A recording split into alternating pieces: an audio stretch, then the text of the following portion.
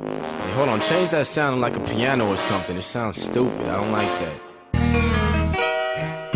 Okay, yeah. Yo.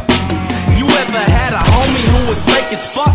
Hate your guts, but the moment you came rolling through ballin', they wanna say what's up, knowing that you finna be hot. But I don't owe you niggas diddly squats. So here, help me out by kicking these rocks. Before I got my deal, you used to backstab me, laugh at me, tell these women I act nasty. So what, you hooked me up with the girl that yes I'm dating now, but I know if you had the chance to fuck her, you would take her down. You slipped up like you done stepped into an oil leak. Now you got me heated up and boiling. You the definition of unloyalty. Probably plotting how to go destroy the scene, but you'll never destroy the royal king. I know you always reminiscing and mad cause I'm resisting and won't take the time to listen, making us more distant. You on that cold-hearted shit. Look how Hollywood Marcus is. You could've been a part of this, but shit, you'll probably fuck my girl and keep it on the down low.